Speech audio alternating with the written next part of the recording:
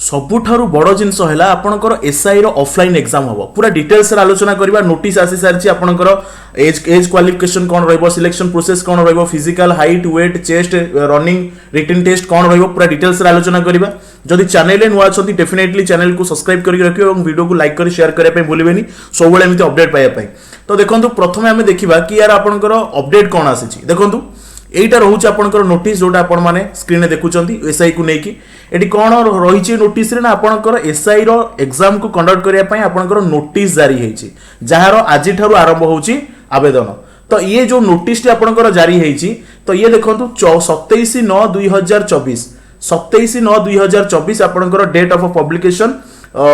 RFP in the website of Odisha tender portal तो ये आपनकर टेंडर आज ठारू अप्लाई होची 27/9/2024 एवं तार जो रही date of opening and of general and technical bid ये रही आपनकर 24/10/2024 तो आपण माने गोटे कथा क्लियर हो जातु कि 24/10/2024 भितरे आपनकर एसआई रो नोटिफिकेशन आसीबार चांस नाही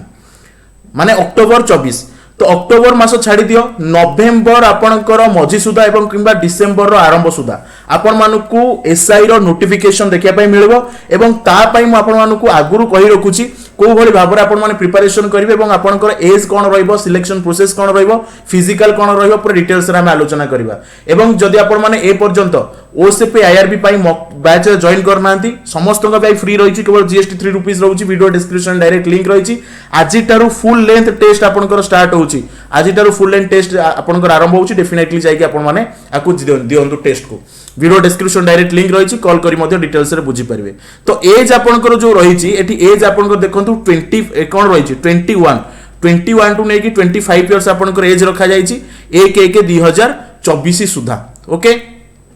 तापर जदि आमे देखिबा आपनकर एग्जामिनेशन फी एठी कोनोस एग्जामिनेशन फी रखा जिवो नाही आपनकर जो एग्जाम कंडक्ट करा जिवो प्रथम आपनकर रिटन एग्जाम हबो एटा आपनकर CBRE थिला आपनकर 2000 पूर्व वर्ष किंतु एई वर्ष आपनकर ऑफलाइन एग्जाम हबो आपण माने पेन पेपर एग्जाम देबे पेपर 1 पेपर 2 दीटा पेपर रहइबो पेपर 1 रे आपनकर इंग्रजी ओडिया लैंग्वेज रहइबो जोथिरे ग्रामर एवं वोकाब आपनकर सब किछि आसीबो 90 मिनिट रो समय 100 मार्क रो समय दिया जिवो 100 मार्क आपनकर रहइबो 90 मिनिट समय दिया जिवो एवं आपनकर एठी गोटे मार्क लेखा प्रति क्वेश्चन को 0.25 मार्क आपनकर नेगेटिव मार्क रहइबो पेपर 1 रे पेपर 2 रे जनरल स्टडीज रहइबो 180 मिनिट दिया जिवो 200 मार्क रहबो एवं एथरे आपनकर जनरल स्टडीज रे आपनकर मैथ्स ओडिया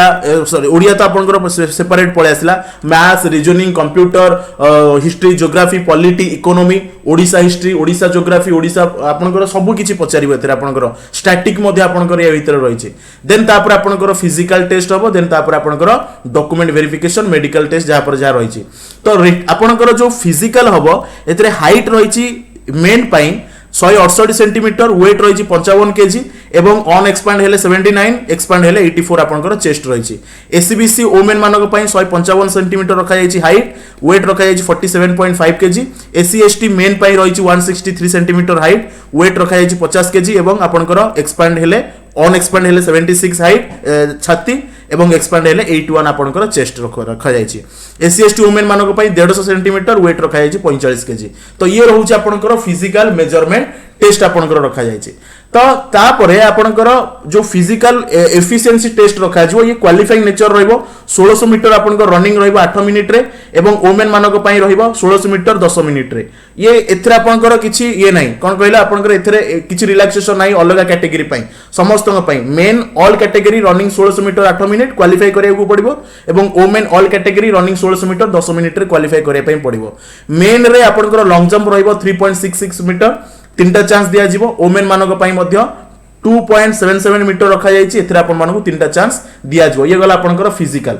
आपनकर जो रिटन हबो एथरे देखंतु पेपर 1 रे जनरल इंग्लिश आसीबो ओडिया आसीबो इंग्लिश रे आपनकर सब किछि एथरे रहइबो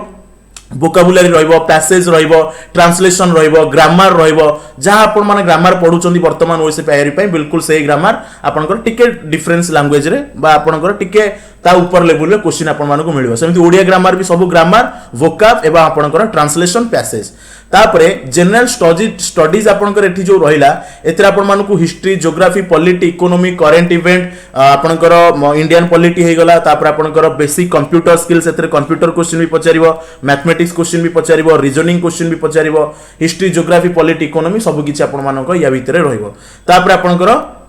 जो फिजिकल स्टैंडर्ड टेस्ट हम आपको ऑलरेडी कहीदेली फिजिकल एफिशिएंसी टेस्ट भी गला तापर मेडिकल एवं एटी एनसीसी मानक पई गोटे पॉजिटिव पॉइंट हैला कोन एनसीसी बी मानक पई 1 मार्क ग्रेस मार्क मिलबो एवं एनसीसी सी मानक पई 2 मार्क ग्रेस मार्क आपनकर मिलबो तो ये रहउची पूरा डिटेल्स एवं आपण माने जानि रखंतु आपण मानकर नोटिफिकेशन बहुत जल्दी आसुची मु आपण मानको आगुरु भी कहितली कि एसआई रो गोटे पोस्ट एवं आपनकर कांस्टेबल रो गोटे पोस्ट कांस्टेबल गोटे पोस्ट आसी सारिची एसआई रो गोटे पोस्ट आसीबो तो एई जोटा आपण माने वर्तमान आपण मानक सामने रे प्रूफ बहुत जल्दी आपनकर ये आसीबा को जाउची थैंक यू।